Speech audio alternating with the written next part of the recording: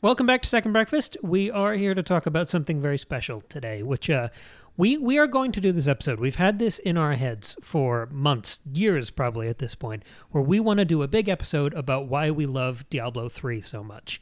This is not that episode. We're also going to do an episode when Diablo IV comes out in June.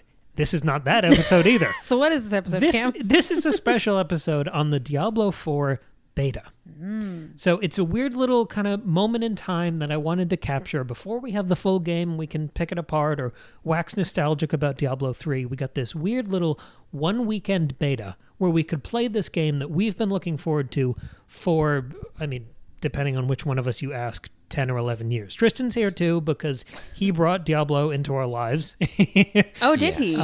Yes. Oh. That's how I found it. I'm the reason that you guys played it ever. Oh, I when hadn't we were realized roommates that. in college playing Diablo 3 for Yes. 12 hours at a time. Well, I knew right. y'all had played together. I just didn't know that he introduced the game to you. Oh, yeah. Yeah, that's where I got it for the Xbox 360, and he would come over my house. Many a nights we played that, and I don't even remember which Call of Duty we got golden guns in. Ghosts. We even bought a there was one like expansion pack gun that we purchased one time. That was at the height of our gaming prowess. But yeah, like, I've played that game with you almost the whole time I've known you, Tristan. Yes, And- I mean, because that was freshman year. Yeah, and then I played it alone a million hours, and I've played it with Maggie a million hours. So, like, of the games I've ever played, and there's been a lot, this one is probably the number one. Yeah. So Yes.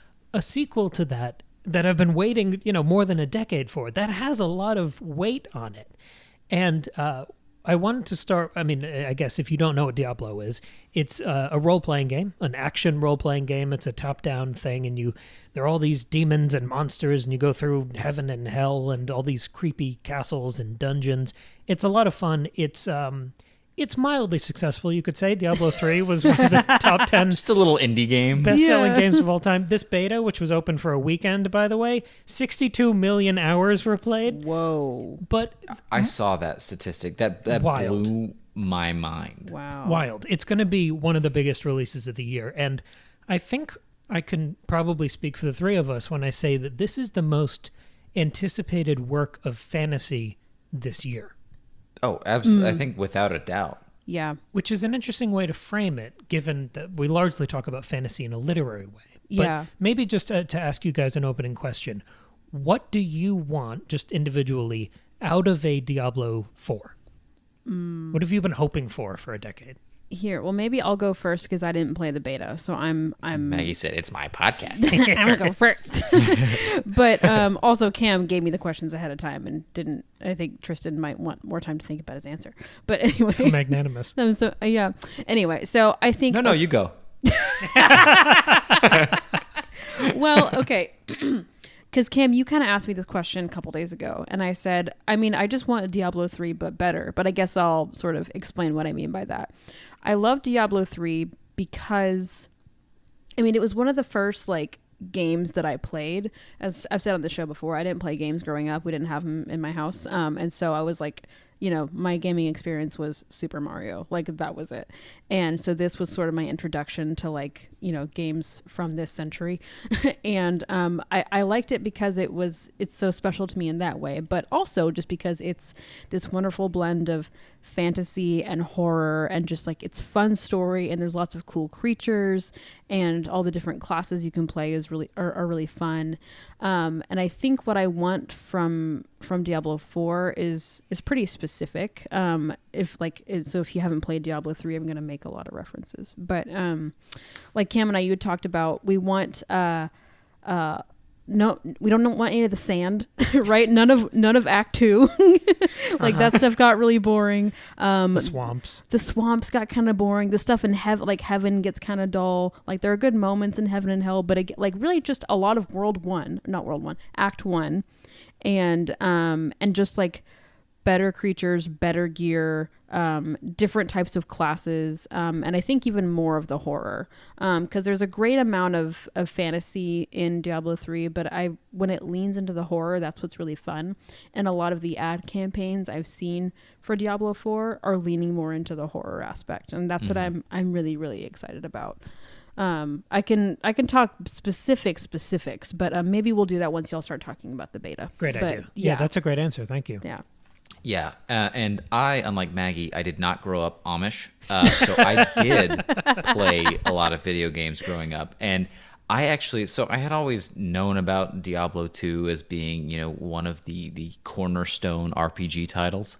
That's one of the preeminent titles and brands that you hear about in the gaming community, mostly with PC, and that was really why I hadn't played it. I was pretty much exclusively a console gamer growing up, but it wasn't until it was during a Black Friday sale that I saw Diablo 3, and I was like looking for a game to buy. I really wanted to play something new, but I was like, nothing was really scratching that itch. So I was like, this is like $10 on Black Friday. I'm gonna try this. Wow. And I'm glad that I did, because it ended up being just such a wonderful experience. And Diablo is interesting because when you go read anything on the internet or any sort of Reddit forum or whatever, it's a pretty toxic sounding community. They go pretty hard. Just like honestly, most PC based communities are kind of that way. I don't know why that is, but everyone wants to, they can't call a class the sorcerer. They gotta say sork. And they can't call the necromancer that. It's just necro, right? It's like they develop this jargon and this exclusivity and superiority, that sort of is uninviting to new people. And I knew, because of that kind of thing, I knew next to nothing about Diablo going into Diablo 3. I was totally unsullied. And so I played it, and apparently Diablo 3 is a weird time to enter into the Diablo universe, because what I hear is that it's way more cartoony than the previous installments. Like graphically, there's a lot more color involved in Diablo 3 than Diablo 2 and 1. And a lot of people had that criticism for it, but I didn't find that, distracting at all. It was fun. It was more of a straight up RPG, action adventure than horror. And I'll echo what you said, Maggie. Leaning into that a little bit more was one of the strengths. Specifically, the cutscenes, I think, did the best job at embodying that sense of just despair and actual terror. Like when you've got angels fighting, and then all of a sudden the literal evil incarnate devil comes up out of nowhere and beats down the gates of heaven and invade. That's really so cool. So moments like that were where it really shined. And I think in response to a lot of that criticism about it being cartoony outside of those kinds of moments, the Diablo IV developers really did try to make it grittier and darker and just, like it was really trying to embody the misery that your characters and the people they're supposedly going through during the time. So it's just a really magical environment that they create. And despite the fact that it's just gore and pits of hell and things like that, you are overcoming that, right? It is somewhere in that story is the idea that despite seemingly insurmountable odds and literally the forces of hell, you can the ability to overcome that, get stronger and better as you go, and customizing your character the way that you like it, in a really visceral way, because each choice that you make with a skill totally can change the way that you play the game. And I know a lot of people make it about the math, how much damage can I do in any given time, and that's one way you can play it. But you can also decide if you want to be specifically, for a sorcerer, for example, you can pick one element and you're that's the kind of wizard that I want to play as. I like that idea. So it opens up a lot of role-playing mechanics too, that you don't get in a lot of other games. So it's sort of a one-of-a-kind experience, and that's sort of the reason for my excitement for Diablo 4. Yeah. I also want to say one thing I loved about Diablo 3 was that it has couch co-op, because as a new game player, I needed, I just played with Cam the whole first time. It was me fumbling around trying to not Like I would like what are literally. my skills? I have to learn my skills. I'm like, I don't remember my skills. I don't remember what I'm doing. And like, oh wait, where's my character on the screen? Like it was rough, but like but not only just like having that like help from Cam, it was also the fun like collaborative friendship aspect that I got from playing with Cam that I know y'all had from playing together as well. And so I don't know if we know if Diablo 4 is going to have couch co-op. Yeah. We do know that? Yeah. Okay, great. And it has online co-op, well, meaning yes. the three of us I was are going gonna to be able say to play. that No. because you can't do that do with we- Diablo 3. And I Do we wanna know do for that. certain that we can couch co-op and combine that with online play? Yeah, that's what I don't know. That's a good question. Because Cam and I have been playing on the same device. So Certainly we Unless- should be able to do that. unless Yeah. Cam... Well, Unless I play it on the your PS5. in the same room. Like we're doing a LAN party. Yeah. Maybe that's what we'll have to do. But yeah, so that We'll like figure that out. if Yeah. there was no co-op option, that would be a huge Sure. disappointment for me. So I'm excited to see that Yeah. be there as well. I feel like I've been chasing what I want from more Diablo since I finished Diablo 3. Like I've played all the classes. I've played with you guys. I've done Mm-hmm. all of the end game stuff with the Nephilim rifts and the bounties, and I don't get bored of doing bounties. They're just fun. Oh, they're so fun. But I've played every Diablo imitator, and they all suck in different ways. Mm-hmm. But like, if you just want more, then it's close enough, and it kind of scratches the itch. Mm-hmm. So I feel like as you'd think that you'd be this refined tastemaker who would be very demanding of what a Diablo 4 is. But I also feel like if it's just more Diablo 3 and it's kind of different and fun, what am I going to say?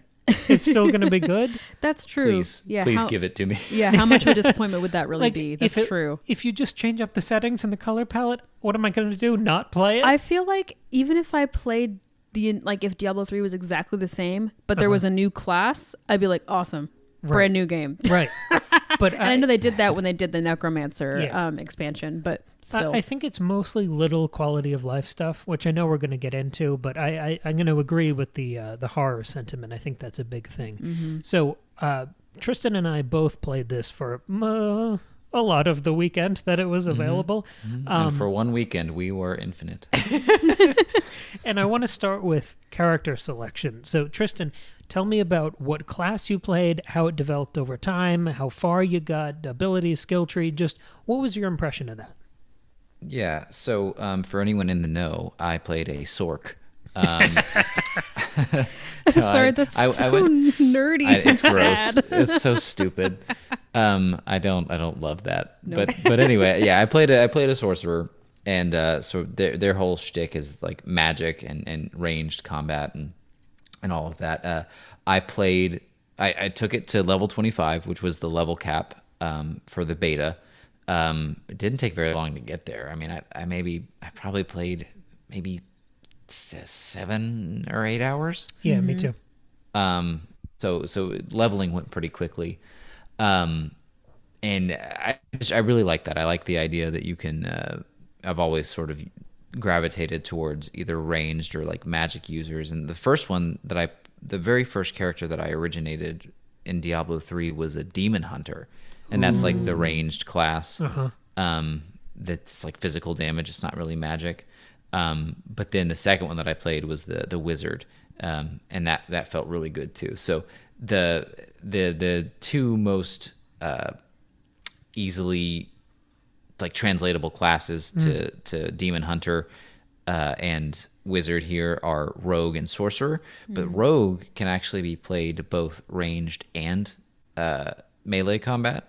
So it opens up some more possibilities there. I kind of wanted it to just be purely ranged, and like the idea of the abilities and stuff. So that's what I played. It was a lot of fun. I love how the system in this one allows you to, they call it transmog, but basically change the appearance of your equipment so easily. They make it a really central part of the customization experience, and you can change the colors pretty much off the bat. Nice. For the other one, you had to like unlock specific and go buy Yes. different colors. It was kind of stupid. It was so annoying. I'm so I'm so glad that it's easy. I was telling Cam about this the other day. I was saying how much I hate it in Diablo 3, and it's like It was the first thing you mentioned. because you don't even bother until like for me, like I never bothered doing that until I was like I had finished the campaign, was fully leveled up, and I like wasn't gonna get any better armor than I had, or any better gear than I had. Yeah. So I was like, okay, now I can make it look pretty. Because before that, it just wasn't worth it because it was so much like time and effort, only to then like find a new item like 10 minutes later. Right. So that's really great to hear. Yeah. So that was a really cool quality of life update. Also the gear was very easy to obtain and equip as needed. It doesn't have the super handy like green or red triangle sign that Diablo 3 had, where you would know immediately if the equipment was better or worse. But it's still pretty easy to navigate, and they may add that later if it's a requested feature. This was still the beta, so I think the main things that they have to improve on are those quality of life, assistance features. Sure, Cool. yeah. Like, for example, I love the sheer amount and interplay of the abilities that you can use. And I know that in this game versus Diablo 3, the customizability is really different for each character, down to the kinds of skills and the interface that you have when choosing them. It's different for every character. Oh, interesting. So like it's truly a even more unique experience playing different classes. Specifically though, for the sorcerer, I did not like the way that the skill tree is set up. So I love the amount of skills and the fact that you can like augment specific skills in several different ways. But I don't like that you can't really see the entire tree all at once. And also that it's sort of a confusing system in that you have to put a certain number of skills into like one of the branches of the tree in order to unlock the next set. And once you do that, if you try to take a point away and like apportion it in it, it's just not very intuitive. It's not a very intuitive system, and it's kind of really clunky. And it takes way longer to pick and choose different skills than Diablo 3 did. Diablo 3 was so easy to customize your skills and just decide what kind of like weird effects you wanted to have on it. Because you had 5 or 6 different skills that you could use, and each of those skills had like 2 or 3 options, and each of those options, or 4 options, and each of those options had like 5 or 6 different augments you could do to runes, them to make them different. Right. And so like you've got a similar thing that you can do, here. It's just not as quick and easy to use and change on the fly. That is the big thing. It's not as easy to change on the fly as it was in Diablo 3. It's less of a radial menu system, which was very easy with a controller to whip around and shuffle your skills. It being a big, long, linear skill tree that, like you said, you can't even see in one frame, it does feel more finicky. Like you're going to have to take time to craft a build instead of, oh, I'm in a different area. I need that skill where I can conjure the skeletal horse and run around quickly. Yeah, That part is a little clunkier. It is way more crunchy in that you have to be very intentional about the skills that you pick and choose. Because, like, yes, in Diablo 3, depending on the skill that you picked, like your damage output could be way different, and depending on like the equipment that you're using. But I mean, it is really important. Some of these skills that you have access to are like useless without others. And you have to have certain ones, and like fine tuning your build at any given time, it's just not super intuitive or quick to do. So that's my biggest gripe with the beta, is that I hope that they improve that system and bring something more similar to the radial menu that they had before. I know that they probably can't do the exact same thing at this point, but that was one of my favorite things about Diablo 3 was just how intuitive and easy to jump into it was. Did you find that your character was strong enough that your attacks and skills were satisfying? Were you having a good time? Did it feel more powerful as you got the upgrades? What was the arc of your experience like? Yeah, so they have some balancing to do, because what I found happening is that I would get to an area and I felt like I was powerful, but I didn't feel like it. I didn't feel like I had that one skill that was just like, this is the death knell. This is gonna just crush, right? There was not one skill that was like awesome in that way to me. Like there was, Sorcerer has Chain Lightning, which ended up being a really cool skill because it goes to 6 targets automatically, and it can shoot back to you. And if it does that and then shoots back to an enemy again, it like doubles the damage or something. Oh, cool. It was there's pretty cool skills like that. But I don't know if it's just because we only made it to level 25, and there's way more customizability yet, or because the system was kind of clunky in customizing skills, that I didn't feel like I explored that as much as I would have liked to, because exploration has a cost this time around, and that's just an opportunity cost of the time that it fucking takes to really think through a build, because it's very important. Because if you have a bad build, you're gonna die. Like your your skills, it's not gonna matter, because like not all of these abilities are created equal. And I think at this point there are some that are just so clearly better than others that they need to balance that out a bit. Because like for Sorcerer, the thing that people ended up talking about a lot, and I'm sorry that this is so focused on that. That's just the one class that I had time to play. Well, yeah. I mean, because Cam, you probably only played one class, right? Yeah. Yeah. Okay. But like to the Chain Lightning and the Hydra, you can like summon a multi-headed Hydra that shoots like a turret. Cool. At enemies. That those abilities ended up being like some of the strongest that you could have. And so I feel like a lot of people gravitated towards having that. And if you do a quick Google, they'll tell you, what's the strongest build? And you go and you do that because, and I was incentivized to do that because of how difficult the menus were to just sift through, That's frustrating to hear. What was it like for you, Cam? Did you have a similar experience? I mean, first, what class did you play? I played Barbarian. So the first time I ever played Diablo with Tristan, I just wanted the biggest, brutest, axe-wielding monster I could be to fight against all of these hordes and things that I were watching fill up the screen when he was playing. So art imitates life. So I played as the Barbarian, which is definitely the most meat and potatoes class that you can. I mean, it's just this big hulking dude with a big hammer. And the skills, it's pure melee damage. There's no cool magic. And honestly, the kind of player I am now, like I know Tristan and I both played the astrologer magician class in Elden Ring.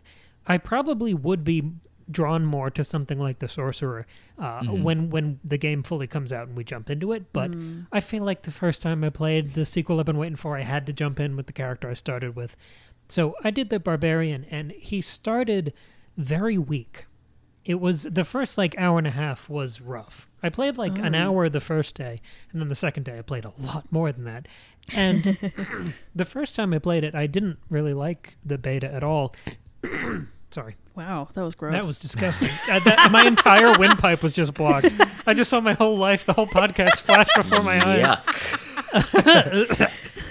I promise to die on mic. That's my promise to the listener. So my character started really weak. Like, everything looked pretty, and we'll get into that, but it was fun to play, but my character was pretty grueling for the first hour. Could you select a difficulty for the beta? I don't think so. Was there a difficulty, Tristan? I think it was limited. I can't remember what it went up to. Oh, okay. Well, Cam, maybe you selected one that was too high. No, because I could tell, like Tristan said, because it's a beta, the balancing was just sort of off. Okay. Because maybe towards the second half of the beta, when I was closer to level 25, and I really put some points into the big hammer skills. Yep. Yeah. Then it got fun. Okay. When I could leap and slam the ground and just blow up the earth. That was fun. Okay. Once I could swing the big hammer, the abilities were great. It just took a while to open up. The skill tree was not that fun to navigate, but it's an adjustment period. Anything that was different from Diablo III, I'm going to kind of complain about. But once I got settled in, I thought the class was a lot of fun. I'm sure they'll tweak some of the skills, but it's a fun, chunky class. And Tristan, I love what you said about the armor being chunky, because I remember when I've played this game with both you guys, we would pause and just look at our characters. Oh, yeah. On the pause screen, you get like a big portrait of whoever you're playing as with whatever armor you have on. And because graphics have improved and game engines have improved, it looks beautiful. It looks incredible. The armor it's so intricate. You can see the shining metal, the flowing furs. Everything is so beautifully lit and fully realized. It's just cool. The gear looks great. The weapons looked awesome. When I got my first like legendary axe or hammer or sword, it was just awesome. And then it felt like, oh, we're back. Well, Yes. I think that's why I'm so excited to hear about the transmogrification change, because oftentimes, okay, like for me, like aesthetics are very important in like a fantasy horror video game, right? And so sometimes when I would be playing Diablo 3, like sometimes I would select the gear that looked cooler, even if it was not as strong. Yes. Because it looks so cool. And I'm like, I'm not ready to get rid of this awesome looking helmet. Like, yeah, this one's better, but I want to hold on to this one. So I'm excited to be able to, but because the design is so good in Diablo 3, like the stuff, like some of these designs are so beautiful and interesting. Like obviously some are better than others. And so I wanted to like look at those really cool designs for a longer amount of time before I just dropped something. So I'm excited to hear that it is even better now, and that I can customize how my stuff looks to keep it looking really cool. Right. It feels more curated, more tailored. Like even though they changed some systems in ways that I don't love, it feels like they are building upon that skeleton of what we adored with Diablo 3. Cool. And I think that's a good transition into our discussion of graphics and art direction and atmosphere. I know you talked about this a little in our group text, Tristan. Do you have any initial thoughts on those? Yeah. So, I mean, number one, they're definitely leaning into more of a muted color palette. I think to the point of it could feel kind of samey if you're like in one area. I mean, kind of like the gripe that Maggie had about the Act 2 sand place, right? Everything is just yellow and brown the whole time. Yeah. Well, in that Act 1 of Diablo 4, I mean, you're in like a snowy area, which is kind of cool, but literally everything is gray and or white. And the map is more interesting this time around because you can actually see it, and it doesn't reset every time you come into a new location. Oh, cool. Right? That was an issue that I had with Diablo 3. Was map resetting, for no reason. That was always irritating. Actually, in full disclosure, I started a new game of Diablo 3 as soon as I was done with. Oh, of course. The beta weekend. For research. For For research. podcast preparation. Oh, I'm playing a Necro. Ugh, I hate it. And so I'm fresh on my mind is Diablo 3, and so I'm recalling my experience during the beta, and it is. I mean, it could feel a little samey, but I do like the fact that the map is like ever present, and you have a good idea where you're going at all times. But it's not a huge deal. And again, I was just sort of playing as ravenously as I could, not really paying attention to story. Me too. Because there's only so far you could go, right? So I didn't go as far as you could go in the beta, but I did level up as much as you could. So part of it's probably me. I was just kind of grinding just to see, what abilities I could unlock or whatever. Well, I'm not necessarily like sad to hear that it's kind of samey, as you call it, because it wasn't just that the monotony of Act 2 in Diablo 3, the sand, it wasn't just that it was monotonous, it was just like sand is boring to look at. But like if it's a cool, like versus like Act 1 is a lot of dungeons and castles, or it's below the cathedral, and a lot of that looks the same, but it's so cool. So like I'm not that mad about it, so as long as it looks cool, that's great for me. And there's another kind of saving grace there, because I noticed, I agree with the sameness, but I think I also agree with Maggie's point. but the environments felt more alive because everything else that is advanced, when you talk about graphics, what does it mean? It doesn't just mean pixel count. The physics engines that develop, the way you can do ray tracing and God rays and light leaks, all of that has advanced such that the environments feel much more layered than they ever have before. Things are truly shadowed. You really see light flood and leak into spaces. It becomes almost hypnotic because you have these neutral color palettes. Everything does feel naturalistic if sort of stylized into a fantasy horror lens. But you have the torchlit dungeons, the snowy cobblestones, the creaking cathedrals. It's immaculate. The little details, just watching the light reflect around, I found it so immersive that I got lost in the world. And because I was exploring this one big general map, the fact that it mostly looked the same was almost just more immersive for the story. I played all of Act 1. So even if it was a little samey for that act, there are 4 other ones. And I know this game is so big. There are open world segments. It has more side quests, and it has like 120 dungeons in there. Yeah. There will be variety. Yeah. But I appreciate one sort of biome being really fully realized. Yeah. I'm glad you brought up the side quests, Cam. I know you had told me that there aren't really any side quests in Diablo 3. There's like the occasional like side challenge you can do, and then once you've completed the campaign, you can do all the Nephilim rifts and the bounties and stuff. But during the campaign, there's not a lot of side quest opportunity. But it sounds like Diablo 4 is gonna have a lot of those side quests. Yeah, there are tons. Great. I mean, it's these characters with little blue exclamation points over your head. Okay. You can collect side quests as you go, and then that's what I do. Anytime I see one, I go get it, and then I'll just happen to complete it when I'm walking in a different area. See, I like that. I'm excited by that. Yeah, that's pretty cool. That's most of what I did for the last couple hours I played.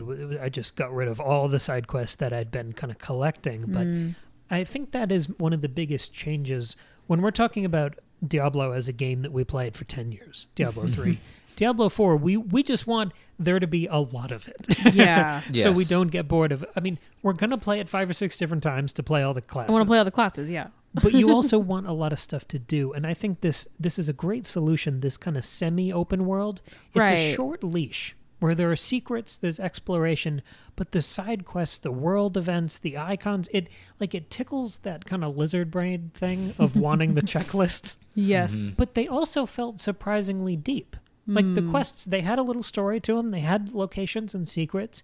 It felt like it made that part of the map fuller. And I think that's all you can ask for in a side quest. They really did, I think, take a note out of The Witcher 3's book. Yep. Oh, okay. Because it was very clear that they approached these new quests and side quests with a little more intentionality.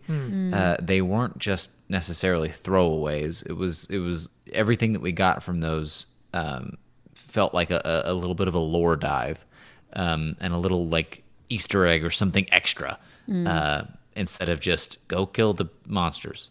Yeah. It felt like there were stakes. Yeah. Yes. Cool. Yeah, I felt, even though, like you, Tristan, I was trying to dodge most of the big story stuff just because I want to dive into that like a feast when I have the whole game.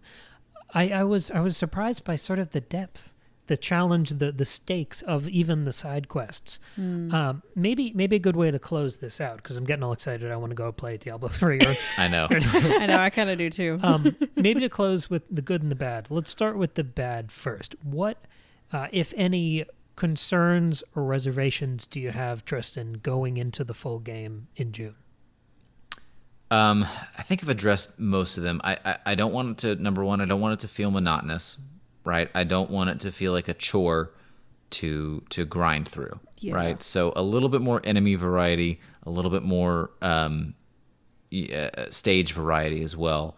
One thing you'll recall from Diablo 3 is you would have enemies that had like a name modifier, and you knew what sort of weird ability they were going to have. I didn't notice a lot of that variety early on in the beta. There was some of it, but I didn't. There's nothing that sticks out in my mind as like a cool ability or something that was a pain in the ass that some of like the elite enemies would have, you know? So variety, just in all aspects. And number 2 is just the skill customization. I'm a little worried that is going to be a pain in the ass. And then once I find a skill or a setup that I like, I'm not going to want to change it because I'm not going to have an incentive to, because it's going to involve going quite literally back to the very, very beginning. Oh, yeah. And they're disincentivizing it too, because the higher in level that you get, the harder it is to switch skills. So it's sort of like if you get far enough and you've invested time into a certain build, then you're kind of stuck with it. And, you know, with the way that Diablo is and how the equipment that you use can change the way that you play so much depending on the kinds of bonuses that you get, I don't think that there should be a cost associated with wanting to do something different. Yeah. That's a big concern. Yeah, I hope that's better. But beyond those two things, I mean, I played the damn thing. It was fun. You know, Right. like those were just my 2 nitpicks. And you know, partially the variety thing might be my fault because I was just running around exploring the world and not really, you know, going on the rails of the quests as much. So, you know, I was just kind of killing demons to buy the next skill, so that I could see, you know, what my character could do. So that's sort of on me as well. But the rest of it, I'm just plain excited for. I mean, I'm ready to see what they're able to improve in you know, a couple months' time, and I'm ready to actually sit down and enjoy it the way it's meant to be enjoyed at my own pace, like allowing the atmosphere to take over instead of just vigorously trying to level up so that I could get and see the skills that I could use. Yeah, I think I only have one concern to add to that. And we talked about the radial menu for the skill trees before, but I think the thing I really disliked about this was the return to the Diablo II style inventory. The PC style inventory, which is, I mean, it looks like an Excel spreadsheet of all the different spots that you have, because it is a smaller inventory. It is busy. I've played some of Diablo 2. They remastered it. I've been chugging through that. And in that one, it's frustrating because say you have, I don't know, 32 cells that you can fill. If you go to put like a weapon in there, it's not 1 cell. It'll be like 4. So you kind of have to... You can't carry that much stuff, and all of your health potions are individual items.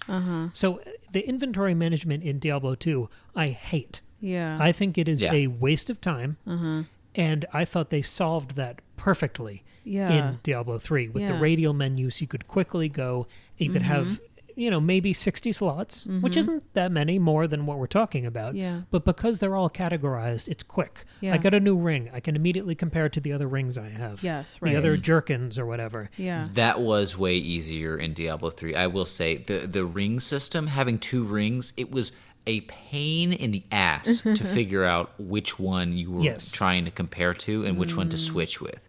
I still don't really understand the mechanic. Yeah, and I know that they have this system in their books because they used it in 3. And I think this is a massive quality of life point because especially if you're playing with someone in couch co-op, after you clear a dungeon, after you kill a boss, you move into the next stage, you pause and you go through your inventory and check your skills. Yeah. When it's like this and it's all that finicky, fidgety bullshit of someone watching someone work through an Excel spreadsheet, that is time consuming. It's unintuitive. It is a concrete step backwards. And I got used to it because I played for 8 hours. So eventually I just got used to it. And I was a lot more ruthless about not really keeping anything, but it bugged me. Yeah. So was it in this beta, was it pretty much exactly like in Diablo 2? Yes. Was it improved at all? And it's also, I mean, that's basically what it's like with 3 if you play it on PC.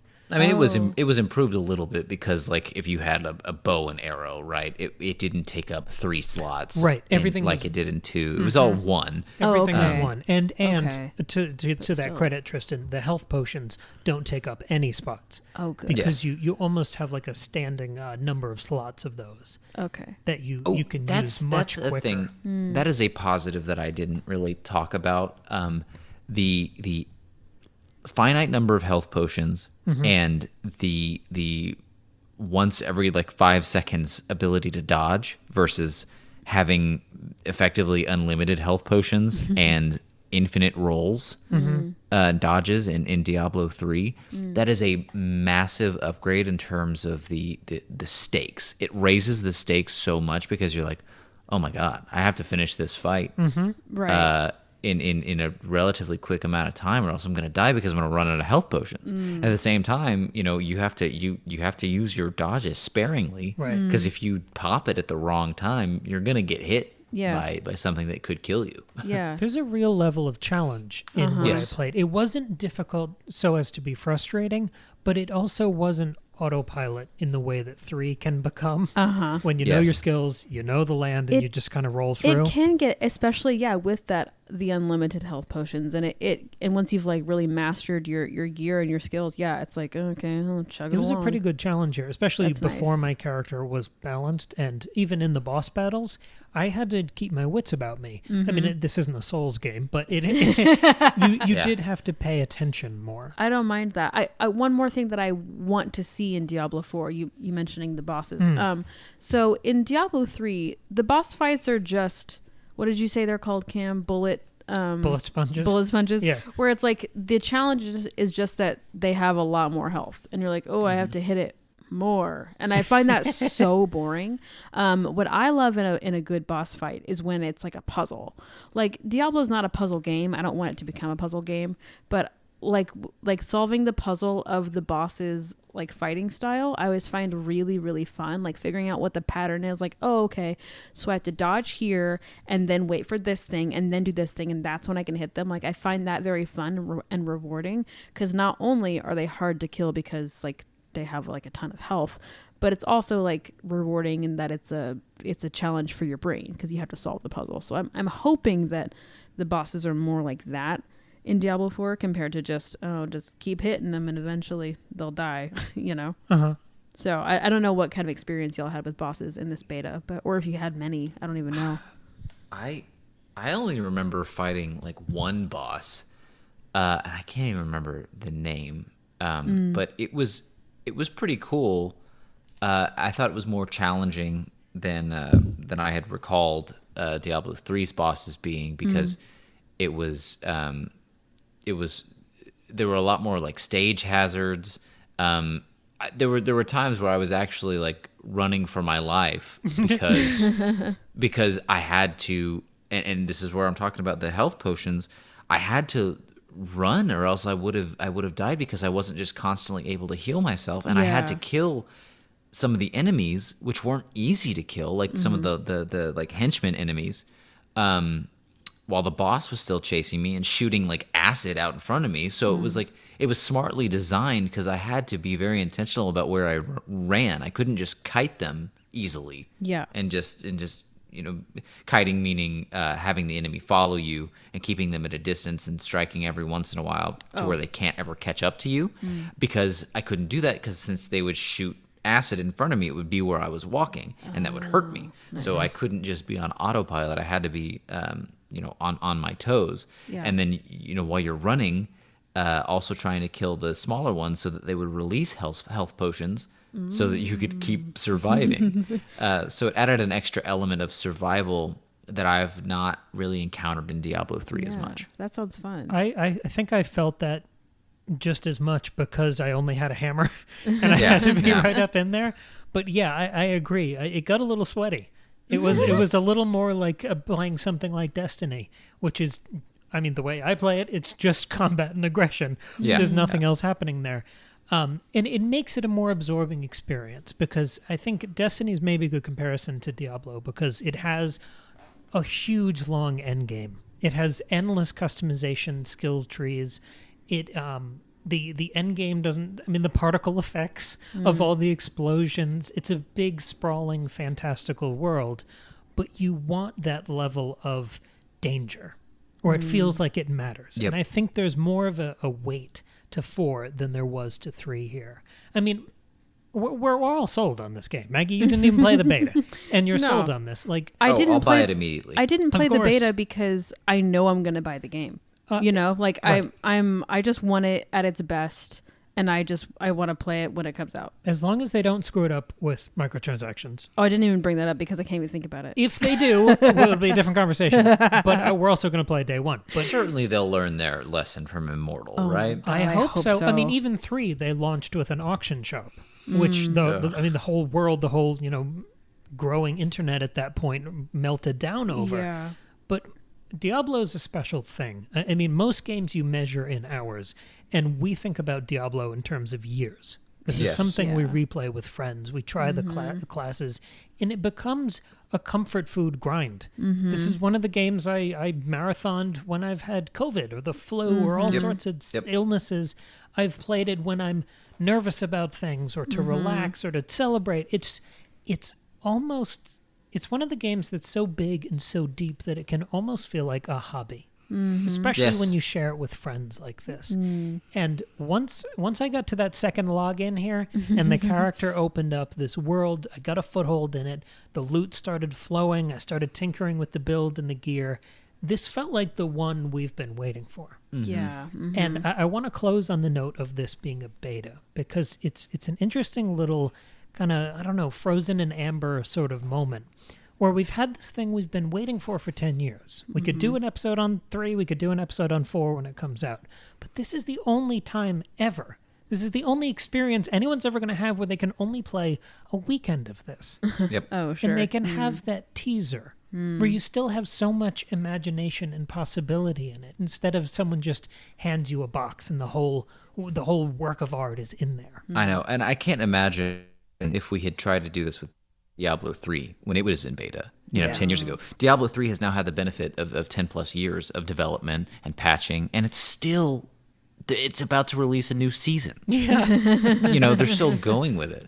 So That's awesome. It's going to be really crazy to see and revisit these opinions once Diablo 4 has had a chance to get on its feet a little more and make those improvements that Diablo 3 had the benefit of. I'm curious. I can almost guarantee that they will revamp that skill tree system because I know that we are not the only ones that